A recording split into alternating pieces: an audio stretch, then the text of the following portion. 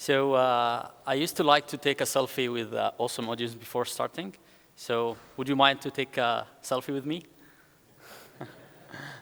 OK, let's try to get as many people as possible. Maybe this side.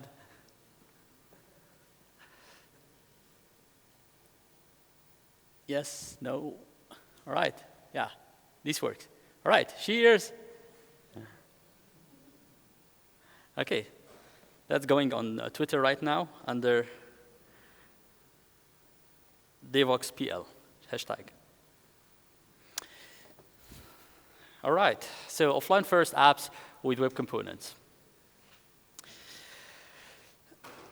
Approximately 10 years ago, we saw an emerge in or a hype in the so-called cloud. People were advocating about cloud, that we need to move our desktop applications to the cloud. Everyone who was developing an executable application or an EXE or a desktop application was told that cloud is going to take over, and it's a good time to migrate to a browser-based application. Even though it was a hype, but it proved that it is effective. And nowadays, it's no longer a question to ask if we should develop for cloud or not. Whenever we start a new application, by default, we make it on the cloud, available on all browsers, on all devices, tablets, mobiles, and everything. But that's from the old time. Nowadays, we are talking about mobile taking over. So nowadays, a lot of people are telling that you should develop for mobile devices, you should consider mobile-first design, and so on. And if you are really following what big companies like Microsoft and Google are doing right now, you're going to figure out that it's not really mobile is taking over. They are robots who are taking over, isn't it? So in the near future, we're going to see robots doing most of our jobs, communicating with us. We have seen a huge emerge in the AI system developed by many companies, especially Microsoft and Google. But at the end of the day, unless robots take over, we still need to configure those robots, and we need some kind of interface to be able to communicate with them, configure them, program them, and so on. So hello, everyone. My name is Mahdi. I work as a developer advocate. And I'm not from Texas. I live in Finland, which is a really beautiful Nordic country. I welcome you all to visit. And I work for Verdun. So how many of you heard about Verdun before? Interesting. So for the two of you who didn't raise their hand, Verdun is a UI framework for building a web application in Java. But nowadays, Verdun is taking a completely different curve. So Verdun, for those who have heard about Verdun before, used to be a framework. But now we are expanding our platform completely to incorporate new web standards and new web technologies outside the Java ecosystem, outside the browser ecosystem. I'm not going to talk today much about Verdun, but I'm going to today focus on my intro, which is why cloud was a hype and what's going to happen now. What about mobile? So to start, I will tell you a small story that happened with me 2 months ago. I visited this little interesting country called America. And when I arrived at the airport, it was in Austin. It was very lovely. But as an EU citizen, I didn't have any US cash with me. And I wanted to go to my hotel, but without going to currency exchange or without having to hold any money in my hand. And I thought that we are in a very advanced era now, and I should be able to do everything with my mobile device. There definitely should be a way to go to my hotel room using public transportation without having to exchange money and get cash and those kind of things. I Googled, and I found that, yes, that's true. There is a nice app called Cap Metro. Not advertising about it or anything. It's a government app or something. And that started at 5:23 p.m. Note the time. I decided that, OK, no problem. The next bus is leaving in 7 minutes. And in 7 minutes, I should definitely be able to buy a bus ticket. I mean, think about 7 minutes. 7 minutes is not a small number. 7 minutes, you can do plenty of things. You can do fold laundry, scan a magazine. You can do a lot of things in 7 minutes. So definitely, I should be able to buy a bus ticket in 7 minutes. The thing is,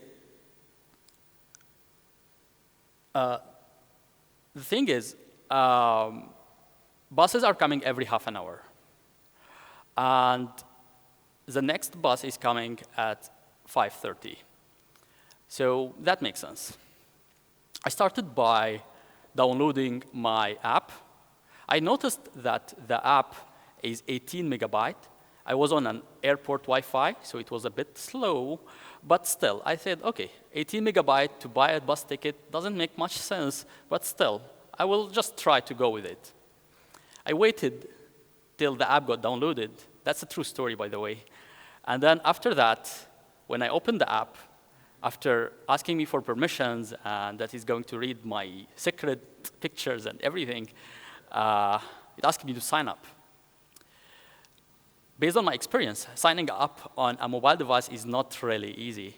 Writing my first name, last name, address, email, confirm password first time, and so on.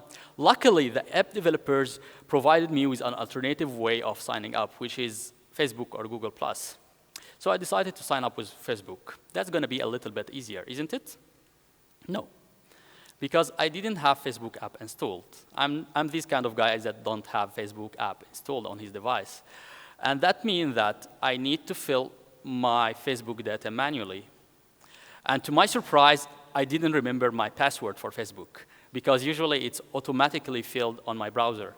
But here I have a native app, so I don't know the password. After struggling with this a little bit and finally figuring out the password, it asked me for two-way authentication to confirm my password. I had to wait for SMS and come. Yeah, it happened. And after that, I finally managed to sign up. Everything went great. Everything was perfect till I came at the point of purchase, because it asked me again for my credit card information. I started to type my 16-digit credit card information, my expiration date, my shipping address, all those kind of things. It didn't take a lot of time, because after 7 minutes, I looked at the clock, and I found that it's 6:01 p.m. Yes, which means that I didn't only miss the first bus, I missed also the second bus. The second bus was at 6 p.m., and I missed 2 buses. And that means that to be able to move from the airport with the next bus, I need to take the bus at 6:30.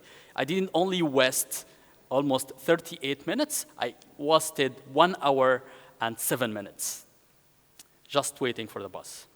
I'm not saying that the bus system in Austin is bad or anything. Actually, that's an advanced system that they have over there. They have an app for managing the bus system. They have very advanced bus connections and so on.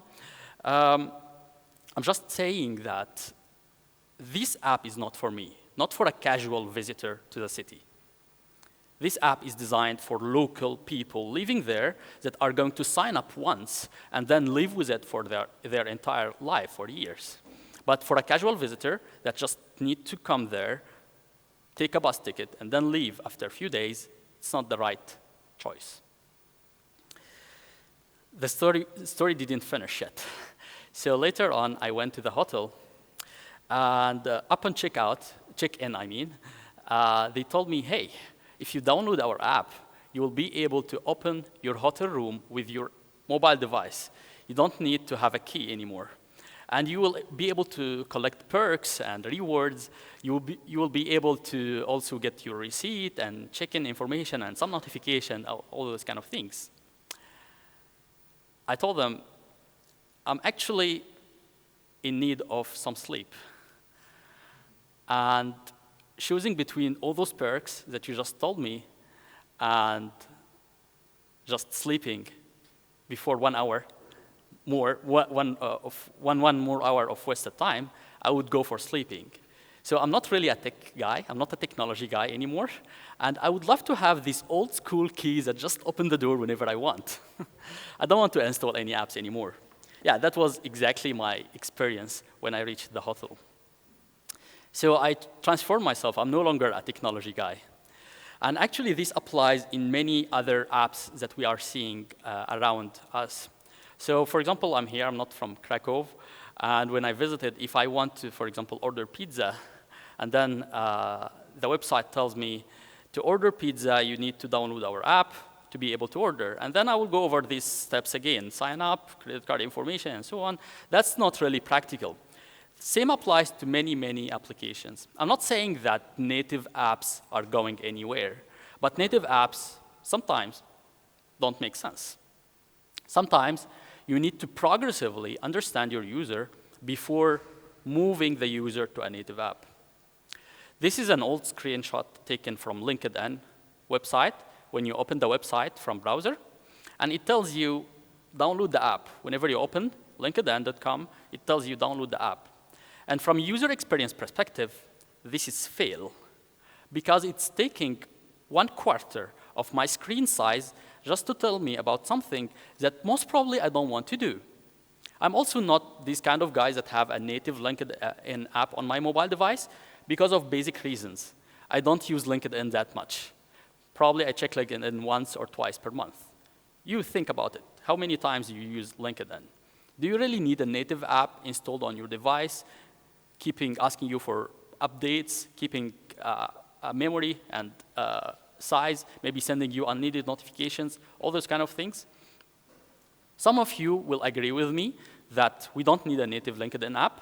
I just need to casually visit LinkedIn on a browser whenever needed.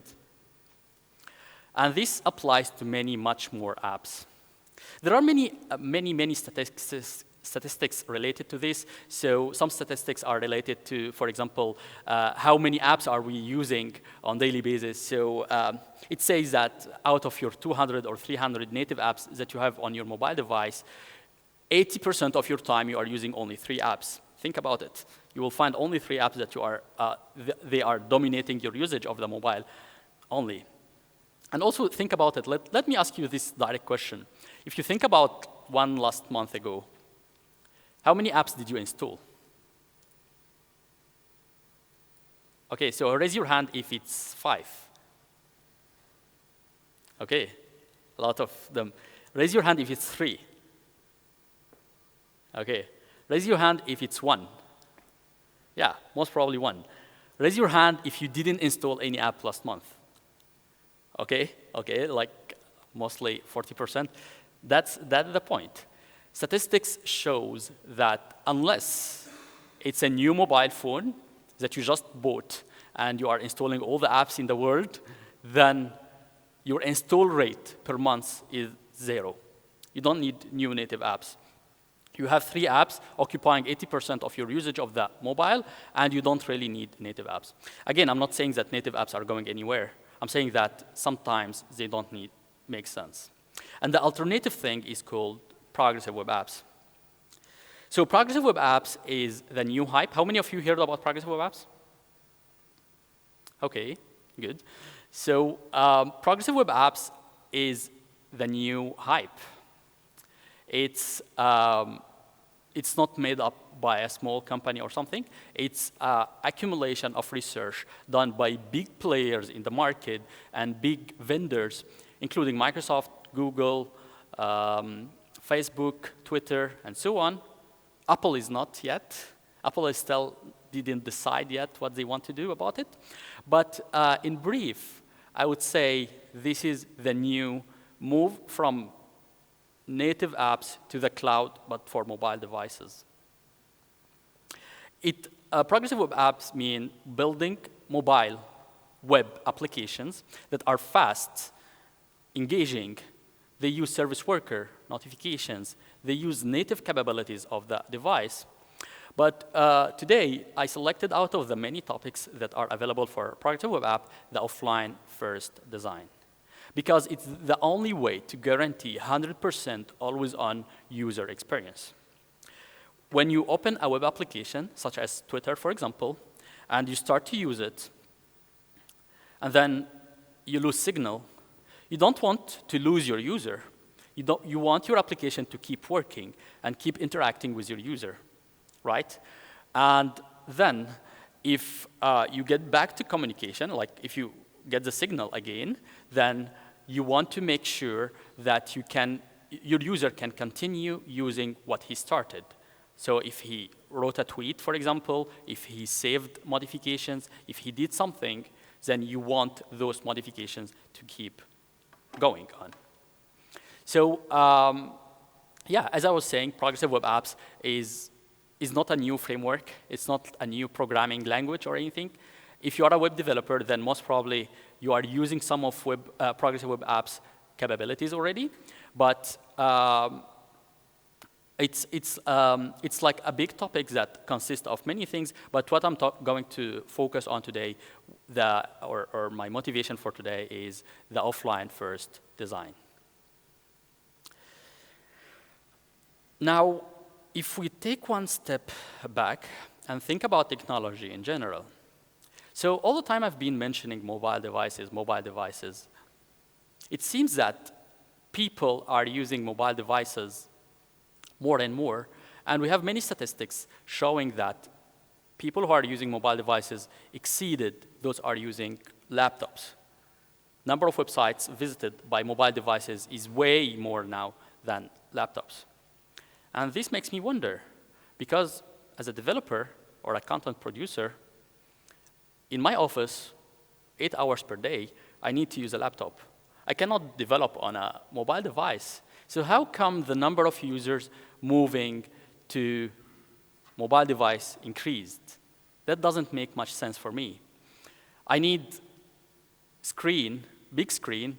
I'm using heavy applications. I need heavy processor for them, like you are using an IDE or maybe photo editing tool or movie editing and so on. And moreover, you have high-speed broadband in your office. So what's going on?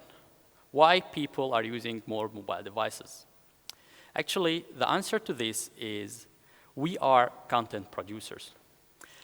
And content producer here, I don't mean a person who is writing a blog post or writing a content, but I mean a person who is producing web applications, mobile applications, or any kind of content, even if it's a video, even if it's slides, and so on.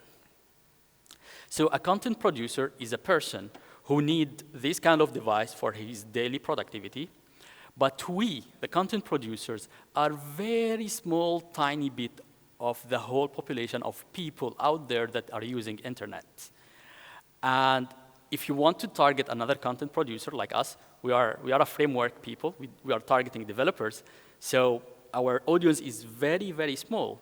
But if you want to target more users, that open world, or billions, as Google says, then you need to think differently.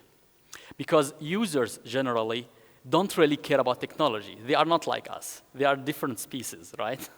They don't care about having the latest processor. They don't care about having the latest updates. They don't care to have broadband internet connected all the time. They want something that just works. Something intuitive, something that appealing, that is well designed and just work.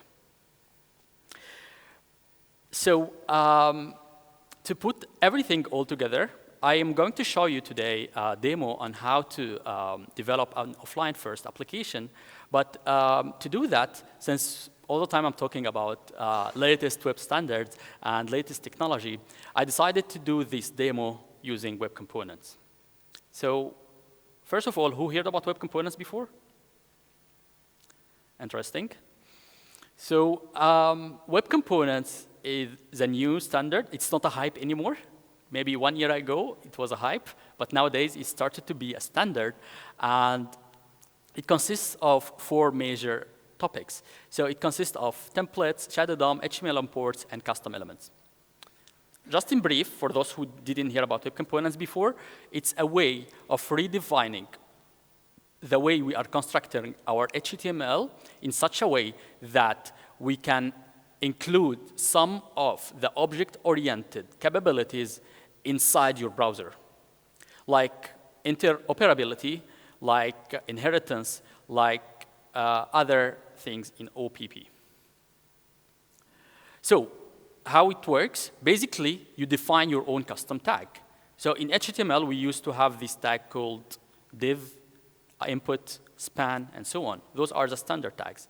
But with Web Components, you can define your own tag and start to use it. And this tag is going to produce you some kind of template. I'm not going to go over Web Components in much details, except that I'd love to show you one example, like Verdun date picker. So this is one of Web Components that we have developed. It's available freely, open source. And when you put this HTML tag inside your HTML page, what you will get is this thing on the left side. Precisely, what you will get is this blue bar on the top and this icon. And when you click on this icon, the date field will drop, and you can start to select date. So having a fully fledged date component is now possible with one line of HTML. And this is because of Web Components. As I said, it's now standard. It's now available in all browsers. More or less, Safari is now coping up with this, but we believe that the next version of Safari, at least the beta version now, supports a lot of things of Web Components. So we are seeing this even possible on iPhone devices. And talking about those Web Components, we have also developed many of other Web Components. They are all freely available, open source. And this is what I was trying to explain. So we are now moving from Java ecosystem to web ecosystem and making it reachable for more developers. So not only Java developers, but even if you are developing with Angular, Polymer, React, any framework, JS, or even .NET or any other programming language, you can basically use this. And this is not because of a magic that we are doing. This is because the magic of Web Components. So Web Components is now an open standard that allows you to use this Web Component just like any HTML tag that you used to use. So that makes me wonder, how many of you are using Angular, by the way? Yes, Angular 3? None? Angular 3? Okay, yeah. How many of you are Java developers as well? Okay, yeah. So that's clearly the majority here are Java developers. Luckily, I'm going to show you probably the Java part, but let's see how well the demo will go today.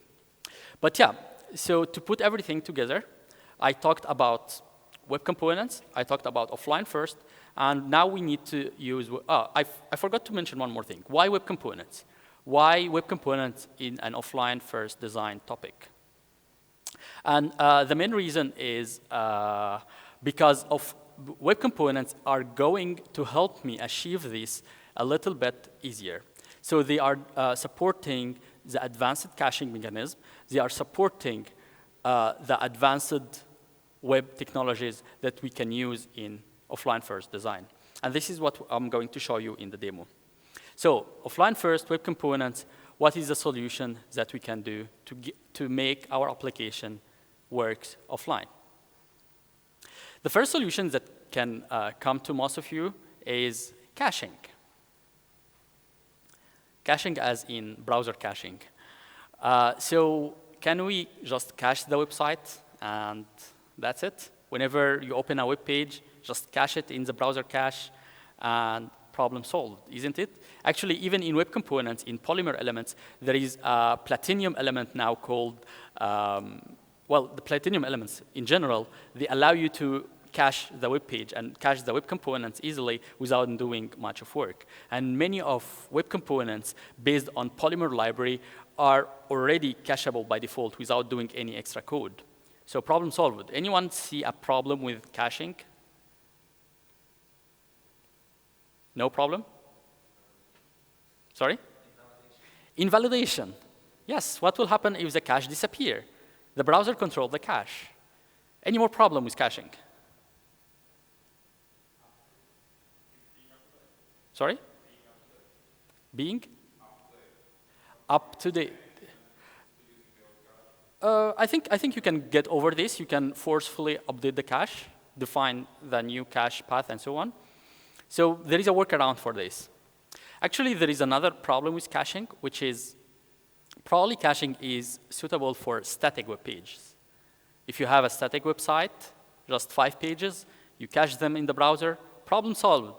But what if your web page is dynamic? I believe most of you are developing dynamic web pages.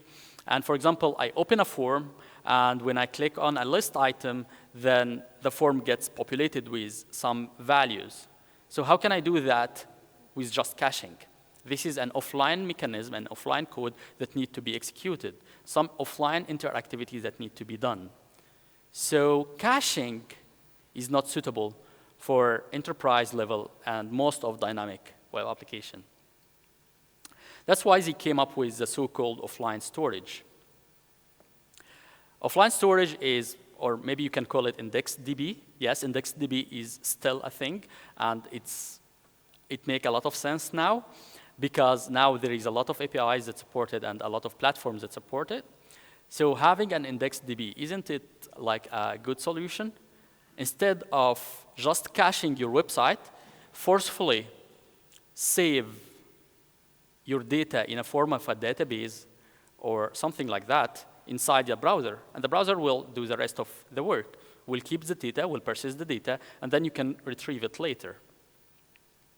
Even though this is an ideal solution and it has been used for many years now, it has a big drawback. Anyone know what is a drawback of offline storage? Yes, synchronization. Why? Sorry? I can't hear that. It's difficult. Well, kind of difficult. Actually, the biggest problem is data replication. As you said, synchronization. So what if I modified the data? How can I push it back to the server? It's very easy to take a copy of the data available on the server and download it inside the browser and then make it available offline. That's very easy. But that's so-called read-only mode. What if I modified the data? How can I push it back to the server? That's going to be tricky. And as he said, it's difficult as well.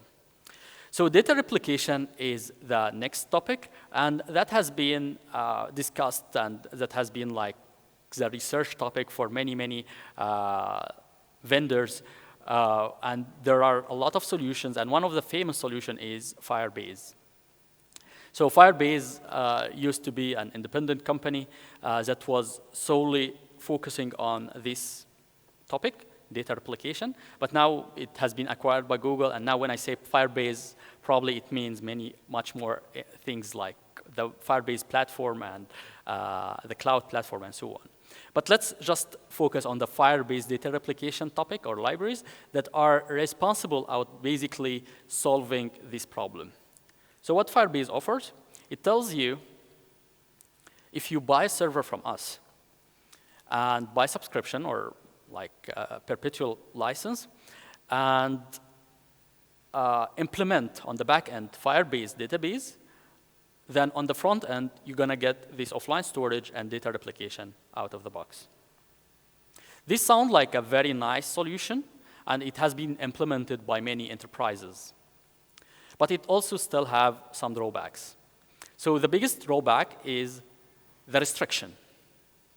You have to implement a Firebase backend.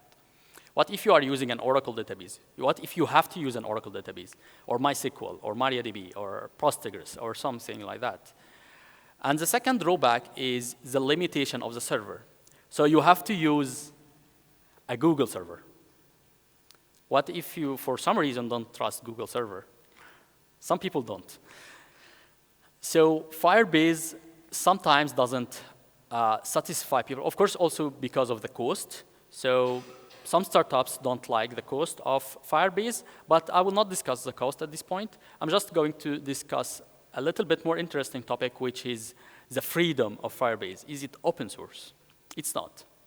Luckily, there are many other alternative open source libraries, and one of them, the one that I most love, which is CouchDB. It's an open source Apache 2.0 available solution for doing exactly the same thing and even more. So again, what is the biggest problem about pushing the data back from browser to the server? If you have one specific database, let's call it Firebase, for example, then you know the protocol of how to insert the data inside the database. You have a unified platform and data replication is easy. But in the case of CouchDB, it's a little bit tricky because dealing with Oracle is different than dealing with MySQL, is different than dealing with Postgres, is different than dealing with MariaDB, and so on. You have a big, wide range of databases, and dealing with all of them, generally, depending on your application, is quite challenging. That's why they came up with a middle solution called CouchDB. So CouchDB, of course, existed before PouchDB, and CouchDB is just a document DB layer that you can implement on top of your database. And then they said that we are going to deal with CouchDB. CouchDB is free, open source as well. So all you have to do is implement CouchDB layer on top of your database, and then CouchDB will do the rest of the magic for you.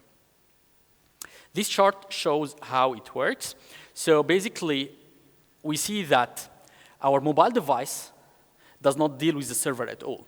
There is no single connection between the server and the mobile device. You're going to implement the CouchDB library in the middle between the mobile device and CouchDB. And then CouchDB is your layer in front of the server. So now you can make bidirectionally data replication between the mobile device and CouchDB. What will happen if the connection is lost? The connection is lost means that CouchDB is no longer connected with CouchDB. What will happen will be like that. Your still mobile device is dealing with CouchDB, not CouchDB. So things will still work. Your application will still be working fully, even though you are offline. And then when you go back online, then we can go back to this state again, and any modifications that you have done offline will be pushed back to the server. So this is the whole thing about CouchDB. And in my demo, I'm going to use CouchDB because we're going to see that it has some magic. And this magic is going to make a lot, or take away a lot of hassle of managing offline storage manually and synchronization manually as well. Sounds good? Let's start. So in my demo, I need to switch screen, I think.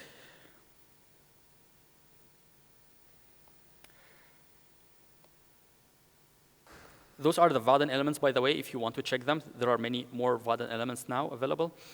But yeah, let's. So in my demo today, instead of coding live, because it's going to be boring, I know, I'm going to show you the steps that I've done on a Git diff basis and show you what the differences that I have implemented between every step. So instead of coding, I'm going to just show you the code difference between each step. And of course, the application is available open source over here.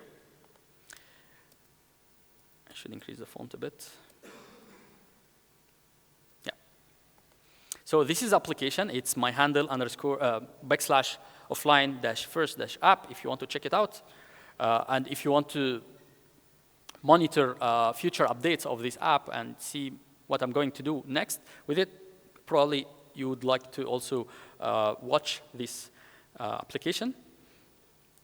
This is how the final application should look like, and those are the steps. So as I said, they are divided into 10 clear steps. You can go over them and check them out. And I have them here opened already. And this is also something that I want to show you. This is the CouchDB. So I have a local installation of CouchDB. I'm like making a demo of having a local CouchDB installed, local server installed, and CouchDB protocol on top of it. So this is my CouchDB that is running locally. So step number 1. Since I decided to use WebComponents, I decided to also use Polymer CLI, command line interface. And this Polymer CLI is allowing me to initiate a web component-based application quite quickly. It's very nice and interesting. So nothing here interesting in this code except that I used the Polymer CLI and said init. And with init, I started an empty application. That's it. Nothing interesting at this point. It created all the needed files and structure folders for my application. And this is how it looked like. Hello, offline first app. That's the beginning. Nothing fancy at this point. Now, the second step is I decided in this demo to show you how to migrate an existing application from being non-offline to be offline first. So if you are starting over from the beginning, then that's the ideal time to start thinking offline first design from the beginning. But if you already have an application, which is most of the cases, then this demo is going to a little bit help you on showing you what are the steps and what you need to do to migrate from an application that is relying on the server all the time to an application that works with CouchDB. So to do that, I started by a demo application that has a grid that loads data lazily. At this point, I used a Verdun grid because it's easy for me to develop. Nothing fancy except that I added this Verdun grid. So you can see that I used WebComponents again, Verdun-grid. I gave it an ID called lazy grid. And then here, I defined the columns for the grid. I defined that the first column should be automatically rendered by the index, so 0, 1, 2, 3, and so on. And then I have a getJSON function here. This is the function responsible about communicating with the server to get the data. So at this point, I'm not implementing any offline first or anything. GetJSON makes an AJAX request to request the data and push it inside the grid. And then this is the grid items. This is the lazy loading part. That is, whenever I scroll, it's going to lazily load more items from the server. So kind of infinite loading of data. And just some styles and CSS and so on, so nothing except this. And this is how it looked like. So this is the grid. Whenever I scroll, and to prove that this grid is actually working depending on the internet, I'm going to turn off my Wi-Fi. And if I reload this page, you're going to see the problem. So now it's stuck in an infinite loading state. Why? Because I lost connectivity, and it doesn't work anymore. And this is the problem that I want to solve now. So I want to make this application still work, even if I don't have Wi-Fi. Just to keep track of what I did, I will close those. OK, so this doesn't work. So the next step that I decided to do is to implement CouchDB protocol. And instead of getting the data from the server, I want to get it from my CouchDB. So to do that, I defined an object of type CouchDB. And this object, can you see the font, or do I need to increase the font a bit? Is it good on the backside? OK. So the CouchDB, here, when I defined the CouchDB object, I added a protocol. And when you add a protocol, CouchDB will automatically understand that this is an existing server, and it's going to try to connect to our CouchDB server. So I didn't specify any extra parameters or anything. Everything will happen automatically. And I called this variable the remote DB. So this is a pointer to my remote database. And then, instead of loading the data this way, grid.items, instead of getJSON, I got rid of getJSON function, and I replaced it with an instance of remote database. So now my data is coming from remote DB. So what happens? Now my server is connected with CouchDB, and my CouchDB is connected with PouchDB. And now I'm going to connect with PouchDB. Exactly the graph that I just showed to you in my slides. Now I'm going to fetch the data all the time from PouchDB. Now let's see the results. So if I reload, this page still works. So that was easy. I implemented offline first in just one step. Instead of loading the data from the server replace all instances from referring to the server to an instance of a remote DB. But that's not everything, isn't it?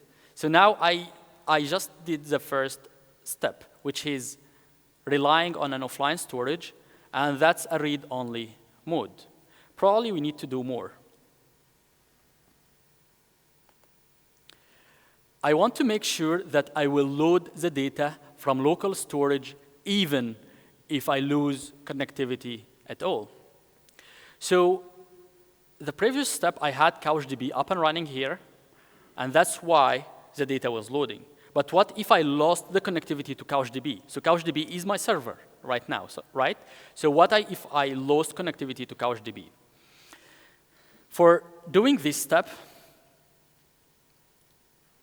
let's go a little. Oh, I don't have internet, so I cannot go up. But what I did here is I defined another variable called localDB. And here, localDB is an object of PouchDB that points to a variable name that doesn't have any protocol, called local_PouchDB. It can be anything. And here, another magic of PouchDB, it will automatically understand that I need to create a local storage of my database. So up there, I cannot show it here because it's cut, but up there, that was the previous variable. It's called remoteDB that was pointing to a protocol, localhost, port, and so on. And this one is a bit different. It's localDB variable. And here, I decided to tell PouchDB replicate, make a replication between remote database and local database. Local database exists inside my browser. Remote database is a CouchDB database. And replaced all remote DB instances with local DB instances. So now I'm making sure that the application is all the time pointing to the database inside my browser, not the CouchDB database at all.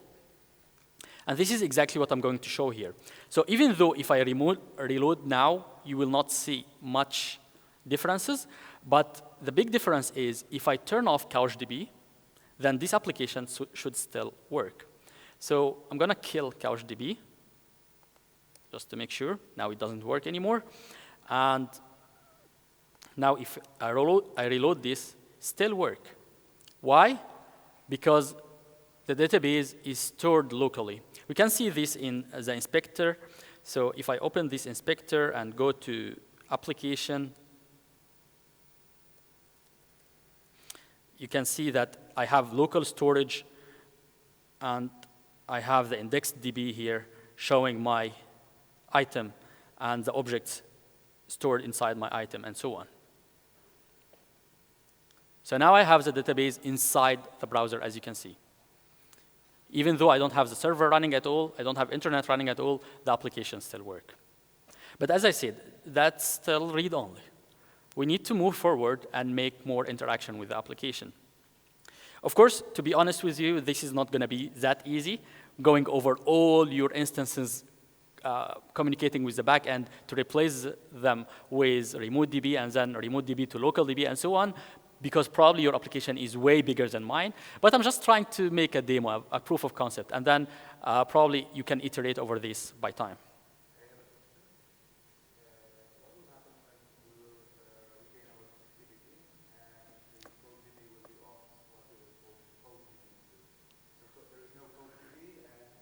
You mean CouchDB is down, like an error or something?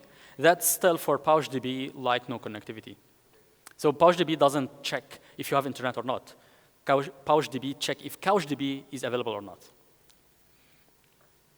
OK, so the next step is I decided to add an editor to show you what will happen if I start to modify the data.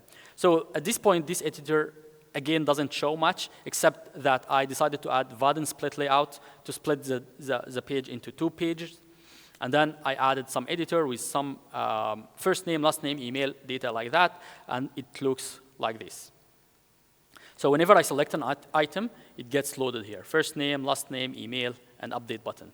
If I scroll down, Daniel, and so on. Nothing fancy at this point, except that whenever I select item, it gets populated inside the editor. And this is the splitter that can split the page. The second step is I want, whenever I click on update, to persist the modification locally. So to do that, I defined inside the update button, whenever you click on update, it goes to localDB and call API called put. And put takes the variable selected and then stored inside my local database. We can see that now. So I will reload this page. For example, let's select Logan, modify his first name. Let's call it Devox, and last name Poland, and then update. It got modified, and it got persisted inside my browser. So that's the second step. I modified the data inside the browser, and whenever I load the page, it's going to be persisted, isn't it? No? Yeah, here we go. So this guy, now his first name is Devox and last name Poland. Lovely name. So now the data is inside the browser. But I am missing one thing, how to push this data back to the server. That's still easy with CouchDB. So synchronize local storage with remote database is done with a very simple API, again, magic word called sync. You give it, instead of replicate, you call sync. And that's everything. You don't need to worry about anything else. So our friend here said that it's going to be complicated. Yes, I agree. Luckily, this library take away all this complexity and take away the redundant implementation of such code by just telling you, hey, just call sync, and we're going to do the rest of the work. And as we agreed, it's going to be CouchDB on the other side. That's why synchronization is unified. You don't need to worry about many implementations. And later on, from CouchDB to your implemented server, what database you are using, it's going to be easy. You have a question over there? Yeah, I'm going to mention this in 1 minute. Good question. Here I added some parameters like live and keep retrying, but those parameters, you can check them out inside the documentation. Again, this demo doesn't have anything different at this point. Of course, you see that the data is not persisted here because I didn't save to the CouchDB, but let's reopen CouchDB now. And then change his first name again.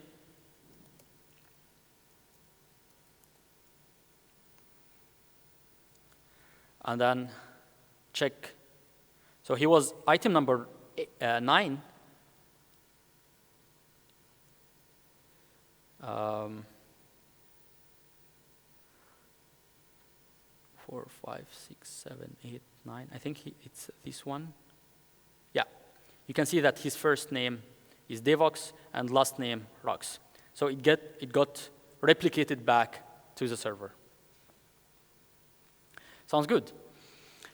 Now I have performed probably everything that I told you about, like making sure that the data is pushed back to the server as promised, but I also wanted to show you one extra thing, which is also how to use plugins. So probably you don't just want to get the data, read the data, and push back the data. You also want to query the data and perform the operation. With this kind of project, with the nature of open source, you get to see a lot of plugins developed by the community. And one of the biggest plugins developed by community is the find plugin that allows you to query the data, like select all and so on. So to start, I added a search box. At this point, nothing fancy again, except just a search box that look like this. It's a little bit hidden down there. I need to fix this, I know. So this is a search box that when I search here, it should show me items. And finally here, I added the search functionality itself. So I added the CouchDB find plugin, and I indexed my local database using the field first name. So now I can search using first name. And this is very, very basic way of searching. I'm not checking of case sensitivity. I'm not indexing other fields and so on. I'm just making the most very basic search functionality. And finally, performing the query itself. So this is how I am making search, calling localDB.find. So .find is going to query, and then I specify that the query is on first name, and in the response, I'm populating my page inner HTML. Just for the sake of the demo, I'm making it very simple. So let's reload this page. We see that this guy has his first name modified. Let's change a couple other people. So Madison, Devox, and then maybe Mila, let's call her Devox as well. And then if I search for Devox, we're going to see that those are the result query. I know this demo part is not very interesting, looking nice, but at least this is how the search query works. So yeah, if we go over the whole application, I started with a simple application that loads and relies on the server, then migrated this to rely on CouchDB instead of the server, and then thought, okay, since I'm using CouchDB, then it makes sense to have my data stored locally. So I used localDB instead of RemoteDB. Then I made synchronization to make sure that the data is replicated from local storage to the server. If you are interested, as I said, this application is available open source. Here, this is how I have developed it, and all the steps that I have mentioned are available here. I have also this application called Java PWA, since most of you are Java developers. This is my second effort of trying to integrate this all inside Java, so trying to make this all work within Java. At this point, I'm just implementing the basic progressive web apps features. So this is an application, how it looked before implementing many of progressive web apps tools, and this is after being implicated. The biggest difference that you can see is, for example, the theme. I have modified the theme of the mobile, and you can see that I'm not using the browser bar or the Chrome of the browser anymore. And those are some extra steps. So now the application is also available on the home screen. You can click on it, and you see this splash screen, and it works independently than the browser. So this is a browser running in a different process than my application. My application is complete independent, native-like application. This is, again, not complete. It has many steps. You can check them out on my GitHub. And if you are interested, you can follow this project as well to see how I'm going to integrate offline-first functionalities inside Java to be able to do everything from Java perspective. Now, just to go back to my presentation and summarize what I have showed you so far.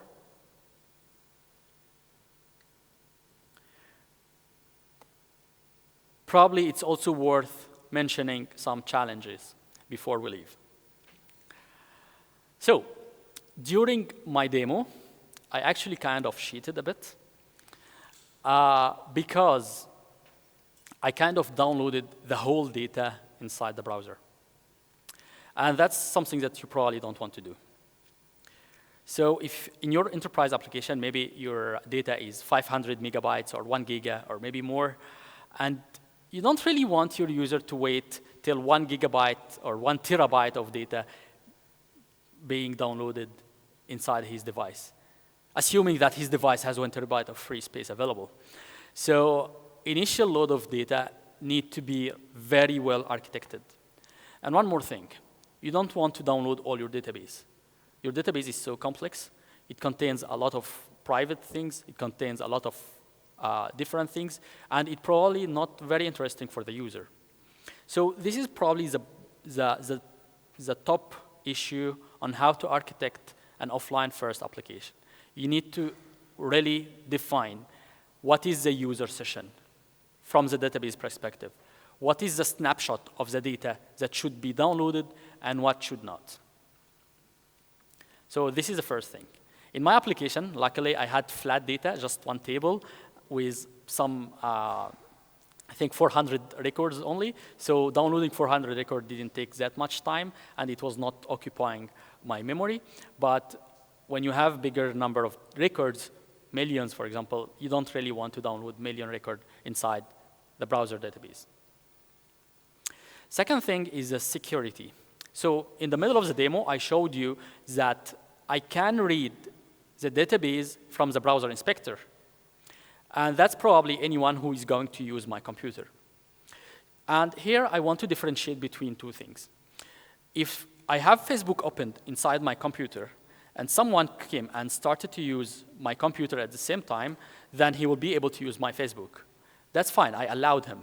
But if I signed out from Facebook, I don't want him to come and be able to use my Facebook, isn't it? So you want also to make sure to either encrypt or wipe the data whenever the user is not logged in. Luckily, there are some plugins that allows you to authenticate and encrypt the data and authenticate based on which user and which session the data is stored inside the browser. So you don't need to really wipe the data every time you log out, but you just need to make sure that it's not possible to read the data if another user is using the same website.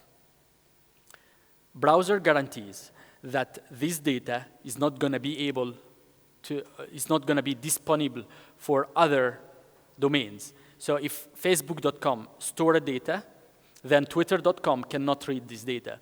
That's security of a browser. That's something that you don't need to worry about. But what you need to worry about is if I open Facebook.com and Facebook download the data on my browser, and then I sign out, and then somebody else come on my computer and open Facebook.com, I don't want him to be able to read the data that I had saved previously. That's your responsibility, not the browser responsibility. And finally, one of the most obvious problem is the race condition. As our friend over there mentioned, what will happen with data replication? So just to explain the problem a little bit more, let's assume that I started to use my offline first app and started to make some modification and stuff like that. And he also started to use exactly the same app. And both of us opened the same person at the same time. But what happened with me is that I went offline, I lost connectivity, but he is still online, and we are still modifying the same form. And then he clicked save, and I clicked save when I'm offline. He is online, so his modification went to the server.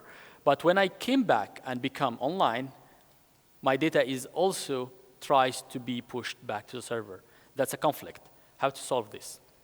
CouchDB promises that it's going to make something called the best guess on how to merge the data. If there won't be conflict, for example, he modified the first name and I modified the last name, there won't be a conflict. Maybe there is a possibility to merge. Otherwise, let's take this one more time, this example one more time. We both are online, and we both open the same form. And we both are modifying the same form, and both of us are still online. He clicked save, and I clicked save. Which of our data is going to be saved? That's still a problem, even if you are online. The only difference between offline first design and this kind of thing is that in offline first, the possibility of occurrence is higher. You might get this problem a little bit more than normal. And that's why you probably need to architect and take care of this problem more often than with online application. But let's get back to the online applications that work online only. You probably have a solution for this, the race condition. What will happen? You probably will show a pop-up screen that this data cannot be saved anymore because somebody else modified the data, or you're gonna probably have a fallback screen or something like that. So you need to implement something like this as well. When I go back online and my data is on the queue offline and try to go back to the server, then check if it's possible to merge or not. If it's not possible to merge, return back to the user and tell him that it's no longer possible to modify this data. Here is your previous modification, and this is the new data. Take a decision on how to merge, or any other kind of user experience that you can figure out inside your application. You need to figure this out as well. So it's again your responsibility, but what I'm trying to explain here is that it's not something new. It's something that we have seen in many other applications as well. So yeah, a question? Yes, actually, yes. Are you maybe aware of any say I don't want to use CouchDB on the backend? So good question. So again, because of the nature of this open source application, a lot of community contribution has happened. And I have seen personally a plugin that allows you to connect CouchDB directly to MySQL. And you can imagine why MySQL, because it's the most popular database out there. I don't know about other databases, but I believe that there are plenty of ways of getting rid of CouchDB layer, but that's not the official supported one. Yeah, sure. So yeah, to summarize everything, I have one more extra addition for you, which is a practical test. So at the end of the day, how to make sure that your application is really designed for offline first and designed for mobile first. The first test is to make sure that all the time you are doing mobile first design. Mobile first design means that you are not testing on your laptop. Please stop doing that. Test on your mobile. So usually what we are doing is whenever we are developing a web application, we have our browser opened here and we test on our browser. Please stop doing that. Test on your mobile and forget that you have a browser. That's the best way to achieve best experience on mobile devices. Again, we said that we want to target biggest number of users. Second thing is also think about touch-first design. Touch-first design means that your user, when he's using his mobile device, doesn't have a cursor, doesn't have a mouse. So he cannot just go to the up corner and click on this small tiny link that you have. He's using his thumb. So you need to provide big buttons that are clickable from distance without going to corner and edges. And finally, some designs that I came up with called coffee first design. So basically, you give your tester a cup of coffee. This is a yellow coffee, a cup of coffee, and a mobile device. And see if your tester will be able to utilize everything inside the application without dropping the coffee on the mobile. So he doesn't need to use his other hand at all. All the time, everything is accessible with one thumb. Just one thumb to use everything inside the application. No need to use the other hand at all. No need to squeeze and zoom and hold the other hand as well. Another way of testing this is probably a little bit dangerous. Ask your tester to go on a speed drive and test. So he will be able to manage or he will need to squeeze. But yeah, that's an official test. Don't do that, please. So yeah, that was everything. I think I am running a little bit out of time, but if you have any question, I'll be here around. Please come talk to me, ask me any question. I have the demo app available inside this link. I have the Java with Progressive Web App available on the second link. And of course, my GitHub, you're gonna find all the updates that I'm doing on those projects. Thank you so much for listening and enjoy the rest of the day.